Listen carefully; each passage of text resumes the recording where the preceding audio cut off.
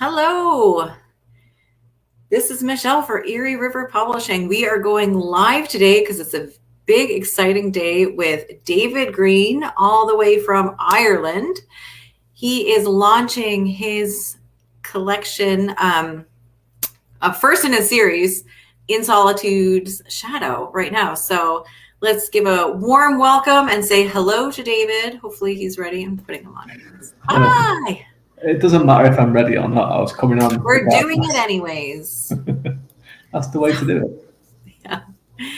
Yeah. So this is an exciting day. We have your official launch of In Solitudes Shadow. Do you have the book?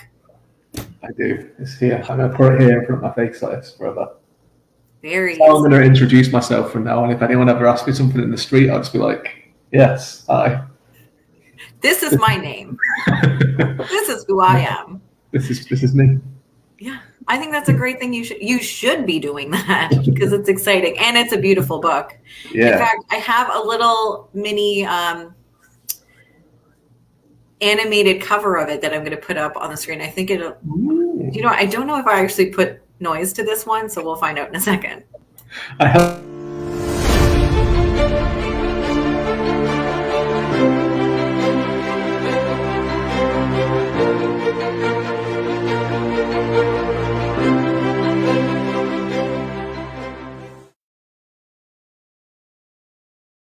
Okay.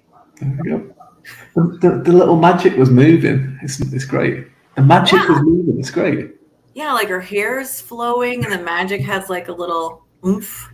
I didn't see her hair. I was looking at the ball and I was just like, wow. Oh, well, you should put it up. I'll put it up again later and we can just stare at the hair. But yeah. So it's very exciting. So thank you everybody for joining. It looks like we've got some people here already. We've got Neen and Adrian and Brandy. Hello. Hello, Emily and Gemma. Nice to have you guys all here. If anyone wants to, just pop some comments down. If you are watching, because we're going to be doing a draw for some postcards, which David actually has. I don't. Yeah, so we made up some postcards for it, so you can put your name down anytime during the event. I'm going to be writing your names down and putting them in a little handy dandy container. It might not be this container. I have a bigger one, but and we'll be doing a draw after we do some reading. So first off, how about you just tell us? Hi, Julie. How about you tell us a little bit about In Solitudes Shadow? Well, so In Solitudes Shadow is something that I had an idea for even before I actually started thinking, I'm going to try and be a writer. And it was something that I got from loving fantasy books and video games and all this kind of stuff. And I was like, I'd love to see some of these things in a book sometime. And every time I was reading something that I didn't see it, so I was like, one that maybe I can write it one day. And I was like, it's never going to happen, but that'd be great if I do. And then I started writing, and then I was like, I'm never going to write fantasy because I love it too much, and I'm probably not going to be able to do a good enough job at doing it because it's really hard to write fantasy. Even though some people say it's not, but it is. It's really hard. But every time I was writing stuff, I was getting more kind of fantastical, I suppose. And then there was a call from yourself for dark fantasy short stories, so I thought I'll give it a try and see if it's any good. And it got accepted, and then you did another call for fantasy novellas, and I was like, right, this is what we're going to do. We're going to do this. So I kind of just basically locked myself in a room for a month and just wrote it. And it was kind of like putting, because it was like a month for the call, so I was kind of like just putting the tracks down, as my son would me saying, putting the tracks down in front of myself. And I was like doing a few chapters, sending them off to my beta readers, doing the next couple of chapters, they come back, I'd do the notes and then the ones that I'd written, and it was like this kind of thing, right? But it turned out well in the end. And then we kept on working on it after it was accepted by your good self. And I'm really proud of it. I mean, it has a lot of like fantasy tropes that people would recognise, and that was done on purpose because there was some things that it's just because I genuinely quite love them, but then I think I've put new spins on them took them into new different directions. And I think the from what the reviewers are kind of saying is that, I mean, it's nice to see that everyone seems to have a different favorite character, but a lot of people really like the main kind of drive in the middle, which is this relationship between an estranged mother and daughter, which is something that I wanted to really kind of do. It was very, very early on. It was like, this is the central relationship that I want to kind of really work on. Because you don't really see it a lot in fantasy at all. You see like a lot of father-son relationships, and you see this kind of stuff, and it's and you see some daughter and father ones, but you never see that mother and daughter one. And especially when there's a falling out over something that, and this is another good thing that like I've been seeing that people have been saying, the thing that they're falling out over, people can see both points of view on it, which is great, because if they hadn't, I would have not done a good enough job when I was writing it, because you're supposed to see both of them. And exactly. Yeah, so like it's good. I mean, it's epic. There's epic stakes, but it's very, very character driven, and there's lots of very small, like intimate, emotional moments between characters against this big backdrop of this huge strife that's going on in this place, which isn't the nicest place to live in. Yeah, like you definitely put in a lot of different character elements and relationships, and I think a lot of people definitely enjoy that. And you don't see the mother-daughter relationship in fantasy very often, so it was nice to having a daughter. And well, hopefully we don't like stop talking over me killing her dad, but still. You know, you can just never. Things happen, and I understand that. Yeah. But it was really good. We've got some questions coming up already, actually. Now, if you're just joining us now, remember to put like any sort of comment in. I'm putting you guys names in like a little jar, which I've already decided I'm moving to a bigger jar. I just have to find one. I'm sure I have one around here. Let's just answer some questions, and maybe we can get into another little fun clip of let's just answer some questions first. Then we'll figure out what's going on. We couldn't hear you, but we could still see you. Okay, I think that's something else. That's for when the music was playing, yeah. Do you have a favorite, Brandy asked, do you have a favorite scene, or what was the best scene for you to write? Without giving too much of the story away, because I know a lot of people who are, because the book's been out for a little bit, so we have had some people already reading, and some people were ARC readers. Yeah. Oh man, it's tough to say about spoilers. What was it? If I had a favorite bit to write? Do you have a favorite scene, or what was the best scene for you to write? Oh, okay. So like my favorite scene is probably the ending altogether, because I think it really ties up everything that's gone. Like that's really strange. So the ending ties everything up, which is like it's supposed to. But I think it does, because everything. That's bizarre. It's so strange, but like it was deliberately done. Like it was deliberately meant to have this kind of like big build of tension and everything. So it is like the pull quote says on the front of the book. It's like a spark that's been lit until it explodes at the end, right? So that was good, and it was difficult to get it right actually, because there's a lot going on at the ending. Physical and metaphysical and emotional and everything. There's like a whole lot of stuff going on. But I think my favorite thing to write, and the easiest thing to write, which is probably why it was my favorite, is a scene is a scene with Cade Besson when he's on a boat and he's having like to give no spoilers away. Cade is a bit of is a drug addict.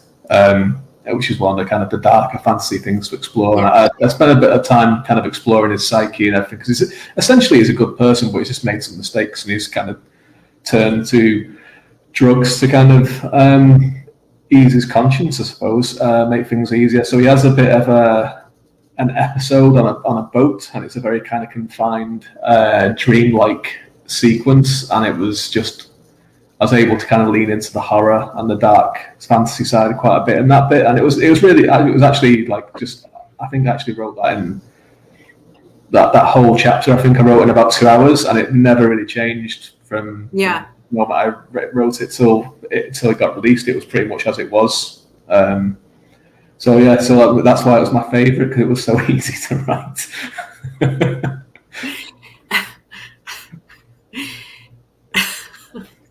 Sorry. Emily asks, do you prefer fantasy or horror? I prefer fantasy, yeah. Which is in books I do. I prefer to read fantasy than reading horror. I like reading horror, and I really like writing horror as well. And like even with this book, there is quite a few horror elements in it. But when I'm watching films, I prefer to watch horror films than fantasy, because there's just not a lot of great fantasy films. There's some classics, Yeah. but a lot of them are just like like Dungeons and Dragons and all that kind of stuff, which are just really bad films. And Yeah. So yeah, I prefer to watch feel horror. Yeah. But writing and reading would be fantasy. Yeah. Very cool. I'm enjoying how everyone's like, Droke, yeah. Yes. I know Tim says ahoy. Ahoy there. Ahoy hoy. Yeah. I believe Nikki says hi. And then Drew. Sorry, I gotta put Drew and Nikki's name in. Oh, yeah. And Vedigan for life. Is that how you say that character's name, Vedigan? That's how I would say it, Vetigan, Okay. yeah. But like, this is the funny thing. Like, I realized the other day that I pronounced most of the names wrong. I was talking to someone and they were like, "So, Chalene," and I was like, "That's not how I say it." I was like, "That's fine." It's different. It's hard to say, hard to do things like that because there are so many. Everyone's when you're from different parts of the world, right? We all say different syllables and things differently. We all have different accents, so it's interesting to see like what the Australians say versus the Brits, and then us Canadians. But I think is that if anyone says like a name to me, I'll like default think I'm saying it wrong, because I generally say everything wrong. Like I just say things and it's like, this is not how you say this, and that's okay. So so that's the thing with fantasy though, right? It's like you have all these different names and it's like people just argue about how you pronounce it. And so if people want to pronounce it however they want, that's great. I will have to say Chalene is wrong. No.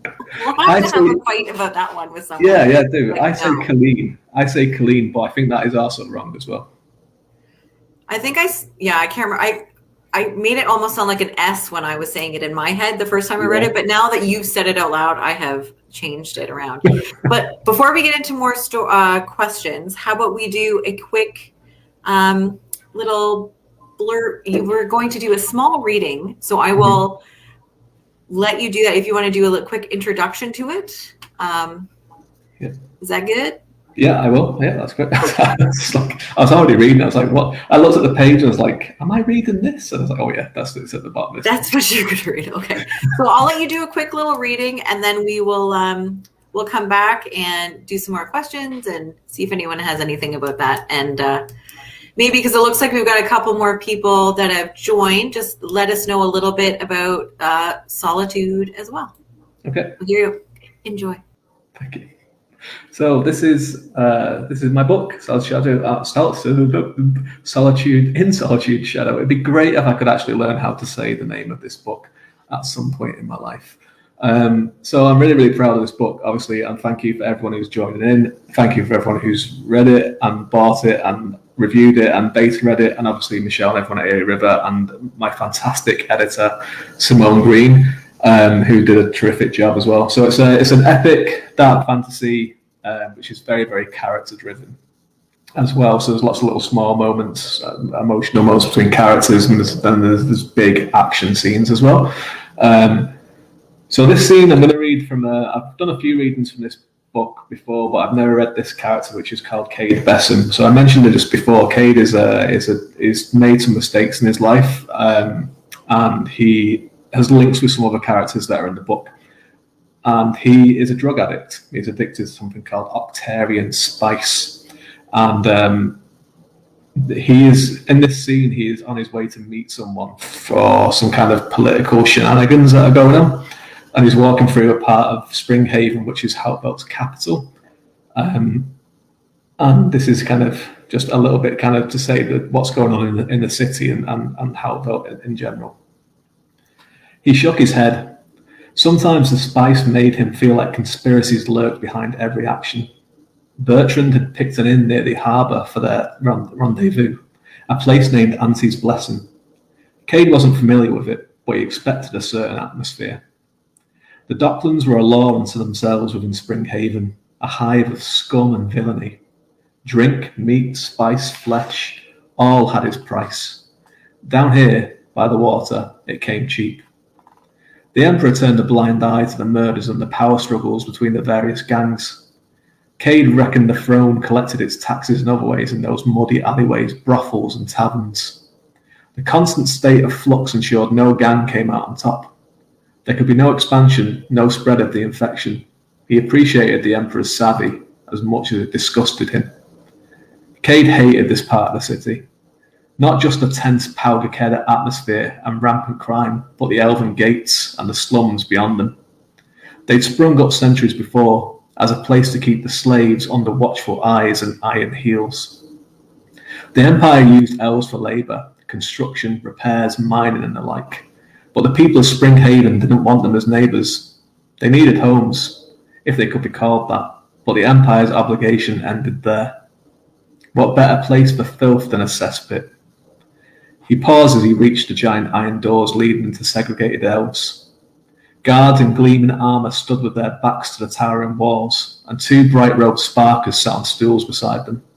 A group of loitering citizens hurled abuse, a favourite pastime for many, at any elves passing by, who peered back with black-ringed eyes at the hateful mob before moving on, head bowed, silent. As Cade watched, a man, face twisted with vitriol, threw a rock at an elven child who strayed too close to the gate. The projectile struck the child and knocked them down. Blood gushed into the dirt. "Guards!" Cade shouted, pushing his way toward a bored-looking soldier. "Clear this crowd, now!" "Drock off, pretty boy," he replied, sneering at Cade, "or I'll rearrange your face until even the wenches around here won't touch you." He dressed in plain clothes to pass unmolested through the Docklands, and looked like anyone else living in Lower Springhaven. He drew himself up and moved his cloak away from the hilt of his sword. Its white gold pommel caught the sunlight. "I am Cade Besson, a master of the Conclave," he said, his even tone filled with icy fury. "Do your duty before I have you whipped, or better yet, kill you myself." The guard blinked, eyes dropping to the pommel before glancing at the sparker sitting by his side. The Magi studied Cade's face, then nodded at the soldier. Cade felt a vague sense of recognition, but he couldn't place her. He used to have a memory for faces, before the spice. "Sorry, sir," the guard said, lowering his eyes. "It's the clothes. You look like a mercenary is all. Begging pardon, sir." Cade didn't answer as the man signalled his colleague to join him. He balled his hands into fists and pushed the impulse to fight down into his gut. "I wanted that fool to give me an excuse," he thought, drawing a deep breath. His anger still bubbled beneath the surface. "This is fine with you," Cade growled, turning his frustration on the female Sparker instead. "Children assaulted while you sit and watch." The Sparker's eyes turned cold. "They're fortunate we give them somewhere to live," she responded, summoning fire into her hand and staring into the flames. "And we don't go in there and wipe them out like the vermin they are." Cade spat at her feet, and she smirked back. He approached the gate and kneeled, eyeing the stricken elf, a boy not much older than Arlo, his son. The child picked himself up off the ground and stared at Cade, a thin, gnarled hand pressed against the wound on his forehead. Blood seeped through his bony fingers. He wore rags caked in filth, blonde-haired, smeared brown with dirt, high cheekbones so sharp they almost poked through his stretched, pallid skin. "Here," Cade said, pulling a clean handkerchief from his cloak. His hand shook as he held it through the gates. "I'm sorry, it's all I can offer." The boy watched him before taking a slow step forward on trembling legs. He snatched the cloth from Cade's hand and pressed it against his head. "I hate you," he mumbled, voice cracked and hoarse. "All of you." "I know," Cade whispered, tears welling as he thought of Arlo trapped behind those bars in that place. "I don't blame you." Their eyes met for a second, and Cade saw the shadow of his son. Instead of love, mistrust and animosity stared back. The child turned and staggered away. Cade scanned the slums beyond the walls. He knew the elves lived deeper in the shantytown, but the place seemed deserted now. Elves love the forest, the rivers, the hidden, beautiful place of the world. Even the finest palaces in Springhaven would have been a prison to them. The end. So if you want to find out more about what's going on in Solitudes Shadow, although many of you already have, because lots of you have it there already, you can go with it. But for those that are catching it later, by all Yes. means, buy the book. Okay, I'm going to put on another little video clip so that we can, if anyone has any questions for David, remember to put them in the comments. Also, just even comment and say hi, because we're going to do some draws for some postcards, and then a bigger draw at the end of the week after all this is done. So remember, enter. And right now we're going to just give you a little video.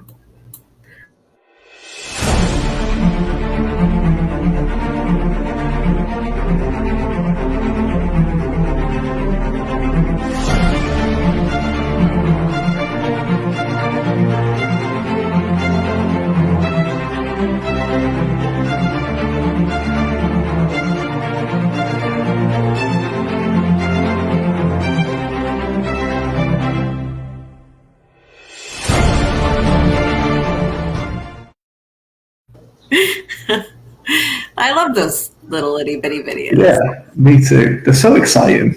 They are. Like, I was wearing headphones for one of them one time, and it just came on, and I was like, what happened? Yeah, I think I sent it to you once, and I forgot to say there was audio, and you were like, Yeah. So yeah, no, it's exciting. We've got. I remember when you first sent it to me, I was, I like read it in just a few hours. Yeah, it was really I messaged you. I'm like, okay, well, I'm reading this now. It looks really interesting. And then I was like, I like this idea. A couple hours later, and then I was like, okay, I finished it. We need to talk. Yes, yeah. No, it was great because I remember you messaged me saying you started reading it, and I was like, oh no. Right. And it was only it was a lot shorter at that point. It was about 35,000 words, so it's almost double in length now.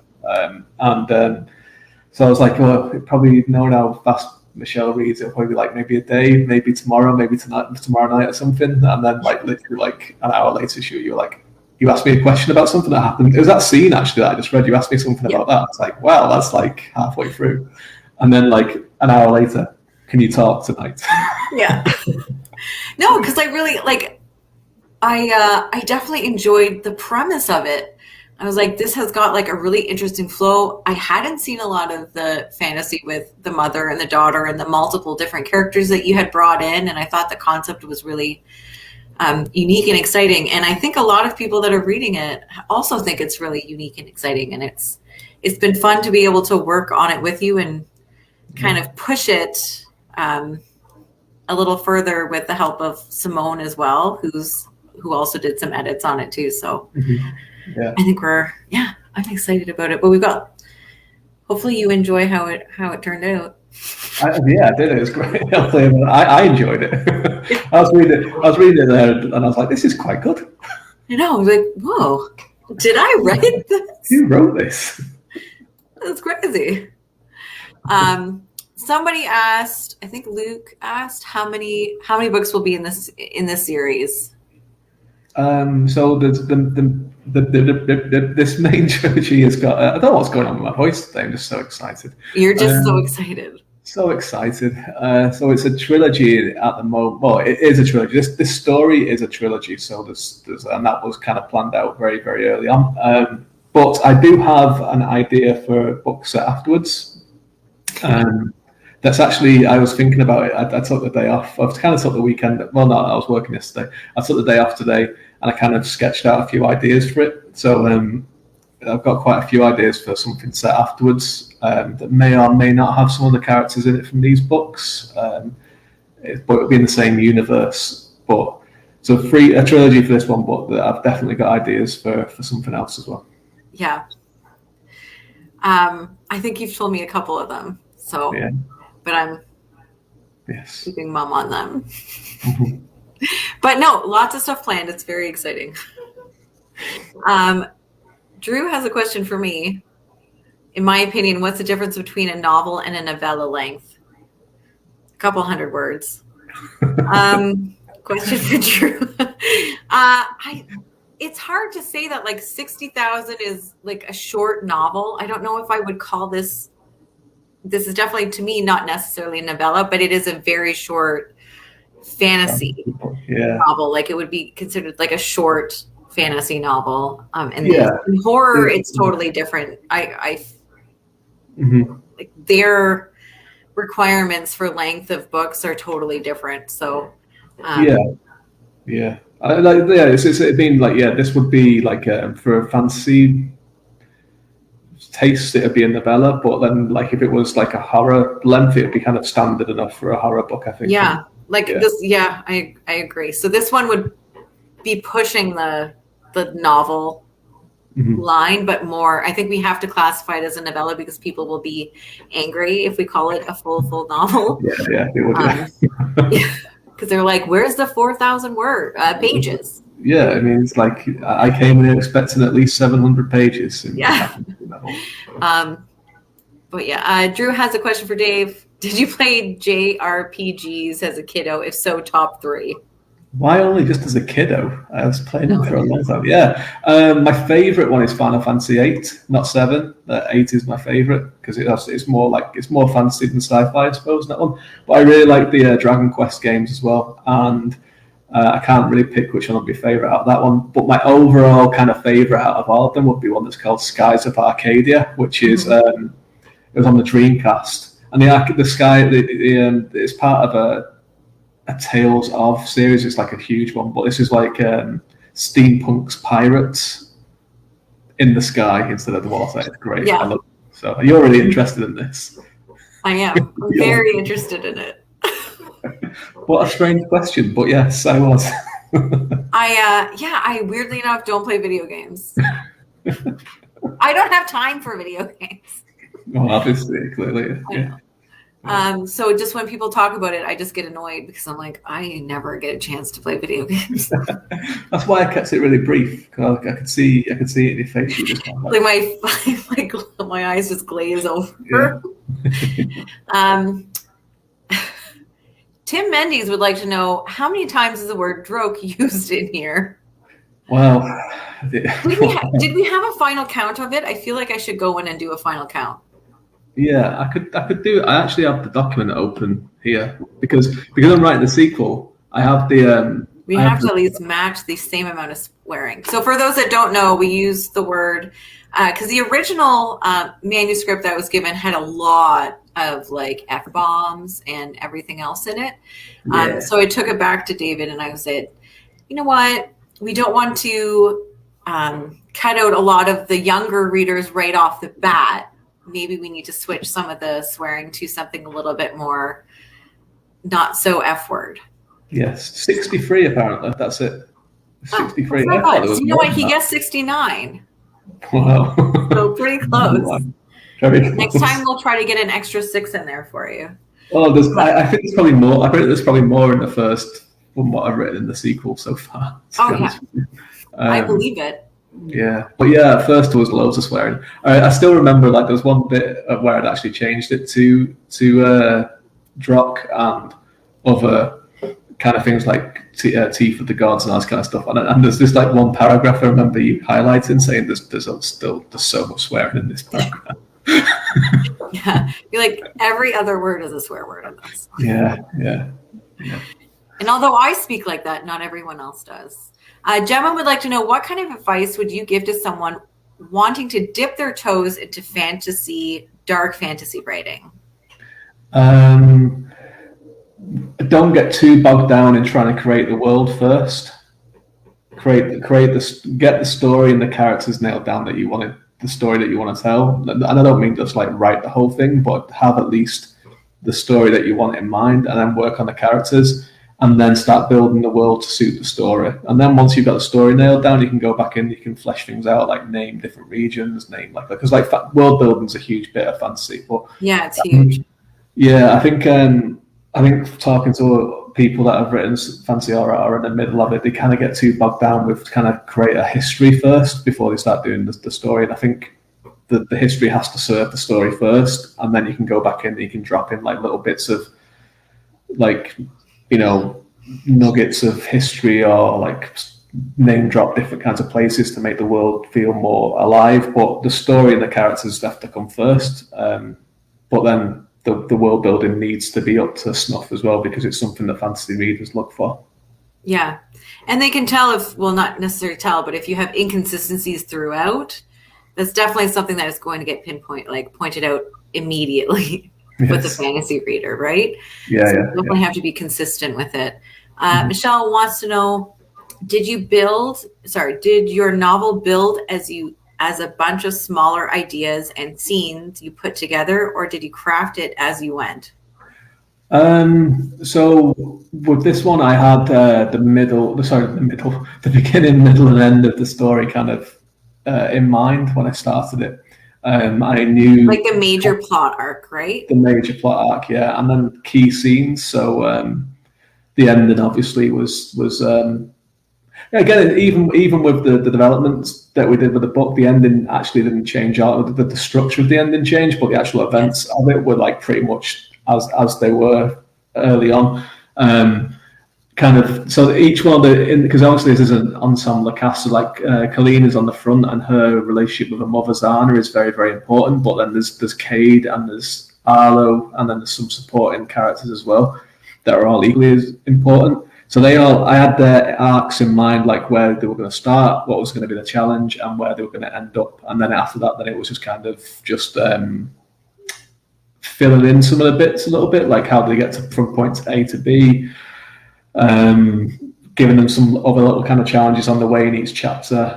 Because how I like to kind of write, and I like to kind of end on soft cliffhangers. So it's always kind of, what is the tension in this kind of thing? But like, yeah, so it was kind of planned. And then the second one is pretty much completely planned out before I even started it.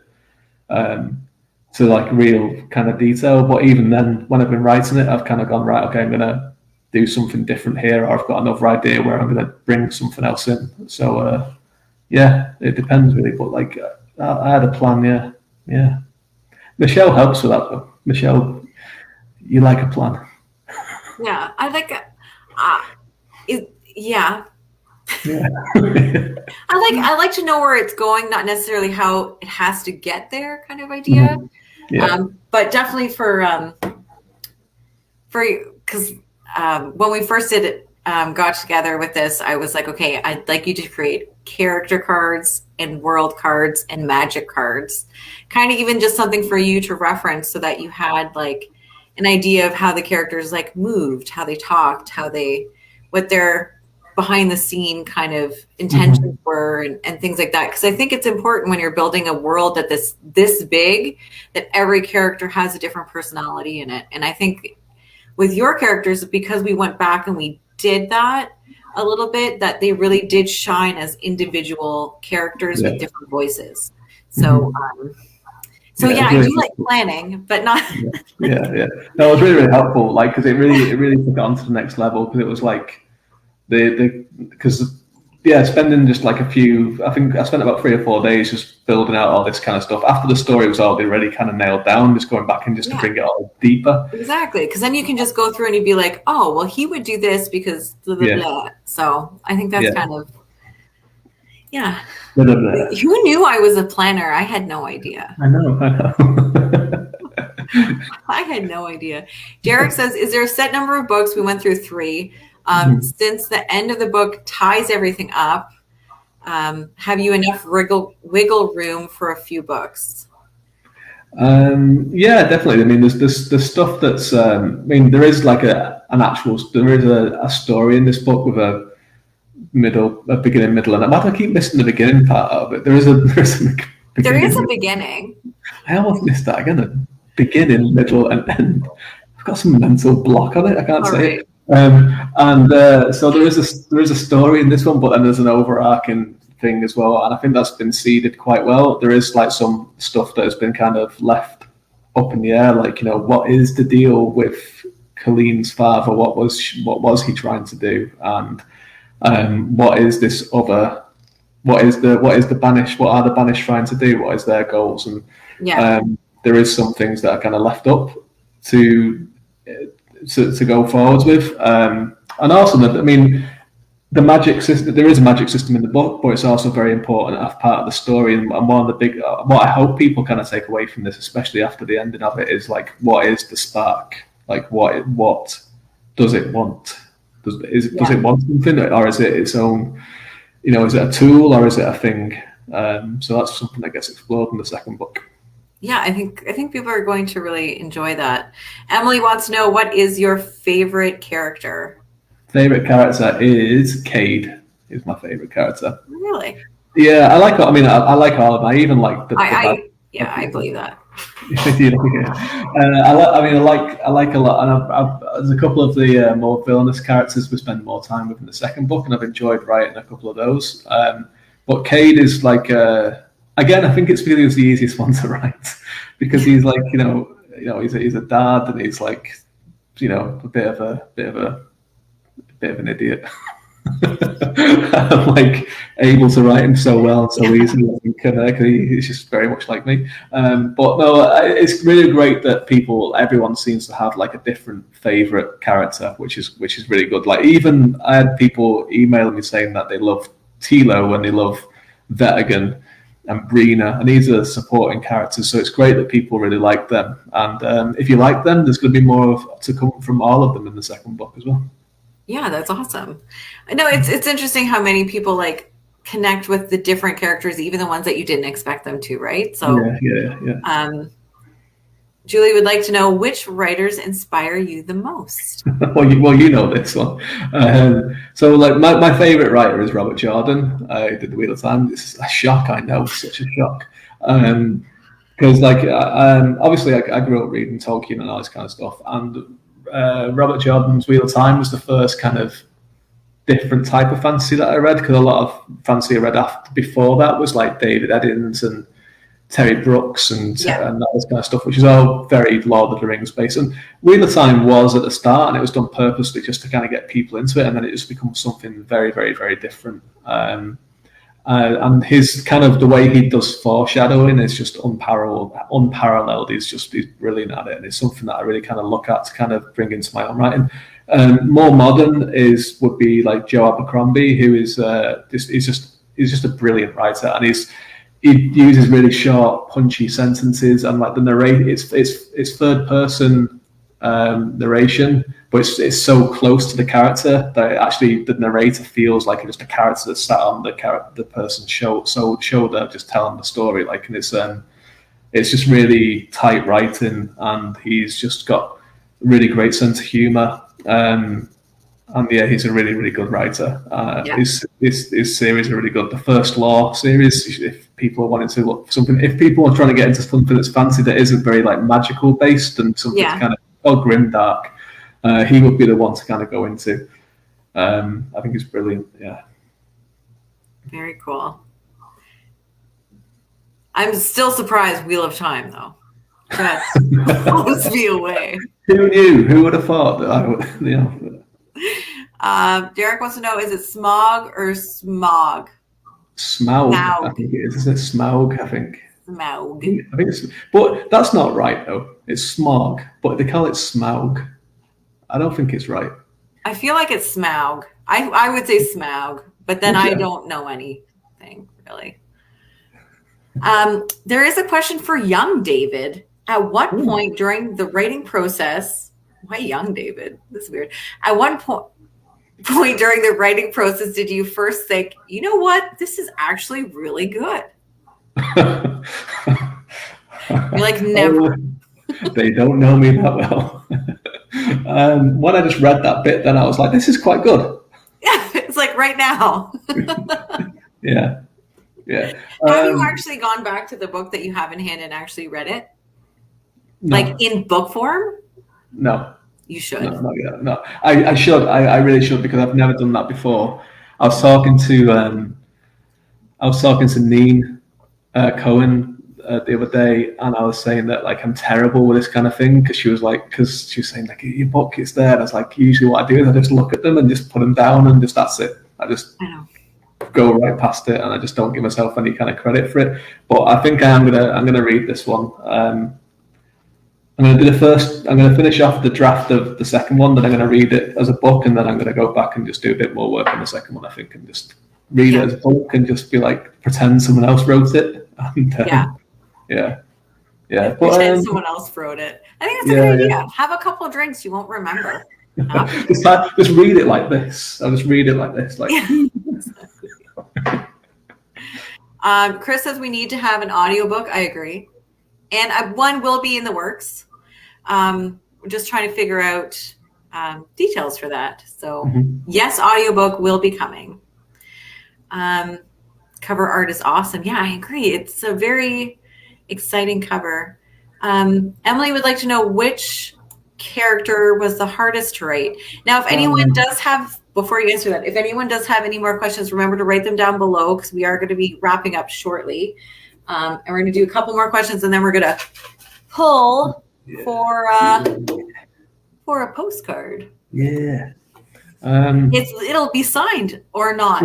David. I'll try to remember to send them a postcard. Use this as you would. I know. Well, I guess you could like post a note on the postcard. I could send it as a postcard. Yeah. You could even send it as a postcard. Oh, why did we not think that before? Okay, who's the hardest one to write? Zana was the hardest one to write. So Zana is Colleen's mother, and she was her story arc was really easy. Hers was the one that I had kind of firmest in my mind throughout the whole thing. Like every single beat was pretty much in my mind straight away. So that wasn't difficult.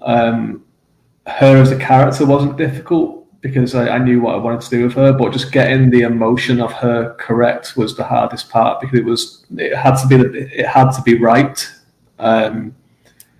This sense of longing for someone when knowing that you have to respect the boundaries and having this kind of regret and love for them all at the same time, all messed up and everything into it. And then wanting to do the right thing for not only for them but for someone else. I just had to get it right in terms of making it believable and not making it too kind of cloying as well. And I don't think I kind of had a 2 on the first draft that went in, and then probably the second draft because there's basically those 3 drafts of this. So even by the second draft, I think I had a 2 cold and calculated inside her own mind. So when she was interacting with people, she was like how I wanted her to be. But then when she was kind of insular and when she was communicating with her daughter, it was too cold and calculated. And you really helped with that to kind of bring out that the real pop of her character to get it through inside of her in every single thing that she did. But yeah, it took until the 3rd draft to really kind of get that down. But it worked because I think from what people are kind of saying is that they really love that relationship, and a lot of people really love that character as well, which is great because she's a heroic woman, and she's someone who did she make a mistake? I don't know. Like it's some people think she did, some people think she didn't, and like I know it's like we don't want to give too much. Yeah. Well, yeah, she's a great area. It is a great area. Some of it. Yeah. Well, yeah, lots of people really like not even like it. Lots of people have just been like, I love this character, and think she's great, and all this kind of stuff. And it's really gratifying because it's like a lot of work went into her.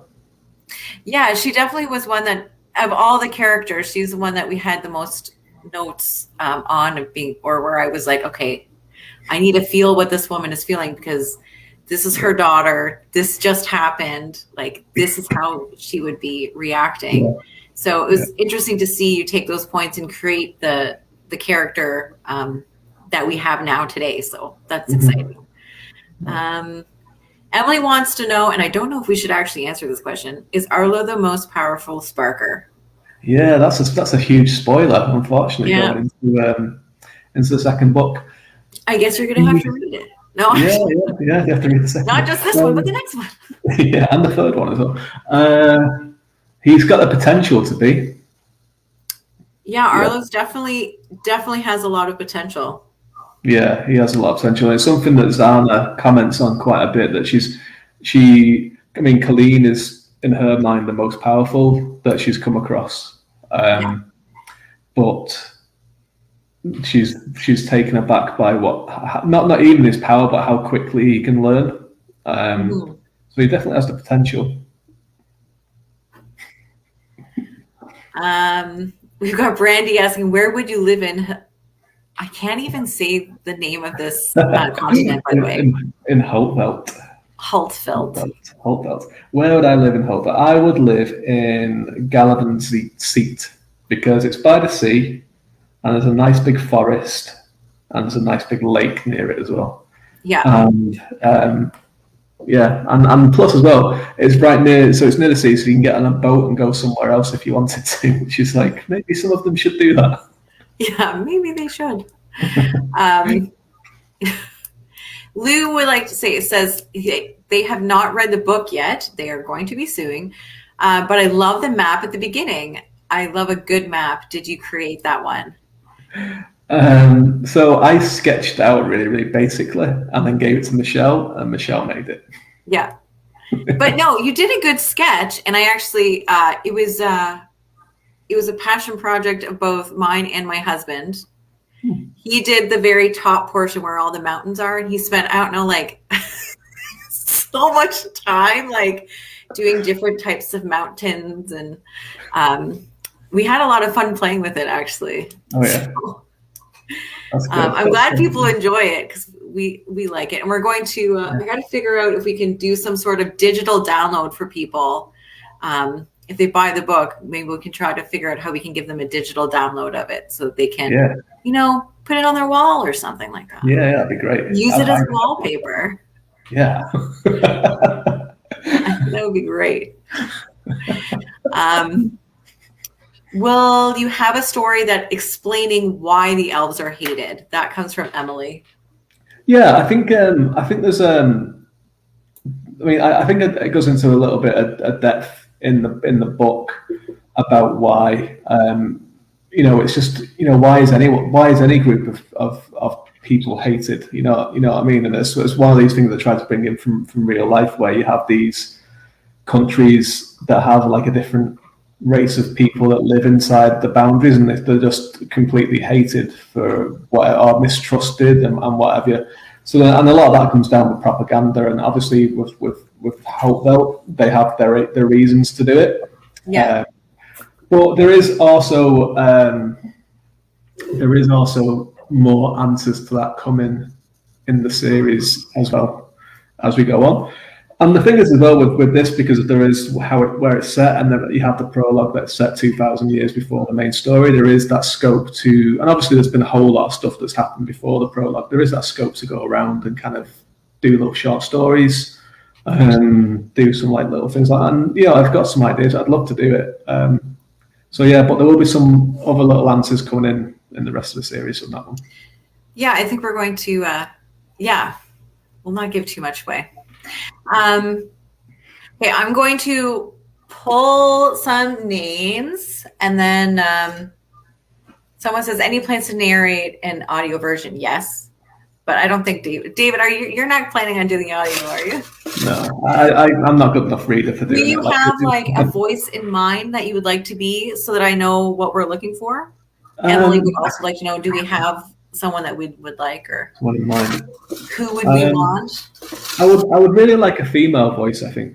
That would make a lot of sense. And I know like there's Cade is a POV character as well, but out of the 3 main POVs in the book, 2 of them are female, so I think that's the way to kind of go. I agree. Yeah. In terms of like what region or anything, obviously I'd be biased and say English, but like that's overdone as well. So maybe European. That would be kind of interesting, because like a very thick German accent.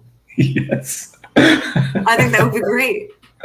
It'll be people will be on the edge of the seat. They'll be driving like this, like what?